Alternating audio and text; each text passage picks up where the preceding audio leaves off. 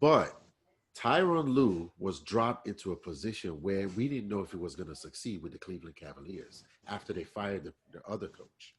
Because originally the other coach did not succeed with LeBron James. So they immediately put him into that position.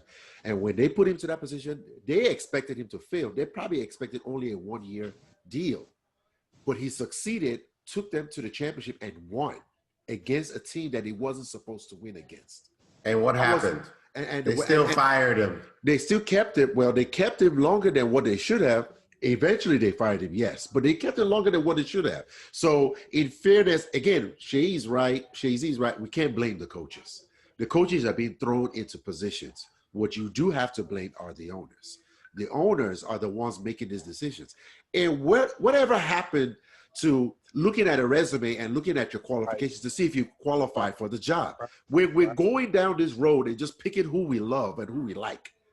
It's no longer about whether you're qualified for the job anymore, and that's well. That's why I asked the question about should Kevin Durant and Kyrie Irving get some criticism because they signed off on this hire. Now look at Tyronn Lue, won an NBA championship. I would say that we all think he's more qualified than Steve Nash to coach a team with superstars because he coached with LeBron and Kevin Love and J.R. Smith and all those. But why is it that they weren't given the proper look at versus Steve Nash? Let me chime in, and then the coach got to go because I know he got a better perspective than everybody since he does this for a living. I want to say that there's no blame to pass around. This was a situational thing. The first point I want to make is that a team, if you're an owner of a team, you can hire whoever the heck you want to hire. And you ain't got to justify that to nobody. Right. What I will say is that you better hire the best person for the job because the sales dictate whether you win or not. So you can do the good old boy if you want to, but if y'all losing, it don't matter. So I think it'll correct itself in that way. The problem is that the pool is not equal. It doesn't represent the candidates. There aren't enough diversity in candidates. So we got to go into what does that look like? How can we change that? These people hire people based on relationships, which I think is probably 75 to 80% of whether you're going to be successful in the job. Because if you're a coach, they got to buy into you and your system.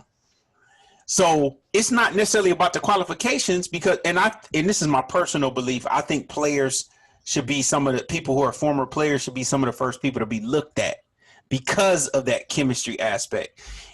The two stars that are on there, I think them signing off on it was a big major part as to why he got it over a Tyronn Lue or a Mark Jackson. Because they work well with him, and those are the people, because this is a star-driven league, those are the people who are going to help you to win. So if they're signing off on it, you're going to get the job over Mark Jackson and all the other people. It's about relationships exactly. So qualification, I think, takes a back seat to relationship because you're dealing with people who aren't incompetent. All of these people have come up through the ranks or have played, and they know the game of basketball. The degrees are varying based on their experience or their situational experience. But I think the deciding factor is chemistry. Can you command the locker room, and do you know what the heck you're talking about to the people who are actually playing? So I don't think that this particular thing is a case of white privilege.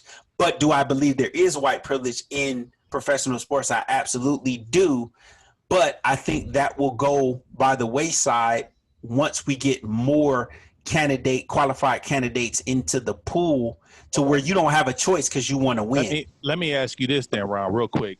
So by Steve Nash admitting that he benefited from white privilege, do you think he was wrong for saying that? No, I think the reason he said it is because he's from Canada. He understands because their level of racism and their history of racism is completely different than ours. And they're a country who's actually acknowledged it and actually make strides to have diversity in their culture. You can see it throughout everything. Because he has a different world perspective, because he comes from a different country, he recognizes what white privilege is. So he's like, hey, man, I benefited from it. I acknowledge it. I don't control the system, but I think he should defend himself in this aspect. I know what the hell I'm talking about. I'm a freaking MVP. You know what I'm saying? Like, it ain't like I don't know what I'm talking about. And I got a relationship with the star. Like the same way. So why wouldn't I plus he was he didn't skip. So he did it the right way. He had the relationships. Right. And he has the experience. He skipped the line. He has the experience. I disagree. If my star player over Kobe Bryant? Yes, it is. What you mean? Oh, are you talking about the getting the MVP? Rod, go ahead, Rod. Oh, that's a whole, yeah, you're right. That's a whole. Let's Rod. Well, I think everyone makes a valid point. Okay, everyone makes a valid point.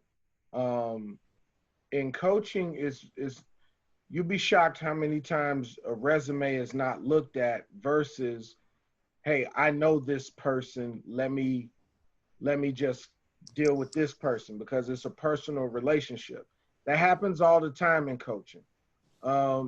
Oftentimes, more often than not, like you see in the NFL, they got the Rooney Rule. So you have to interview a qualified minority candidate.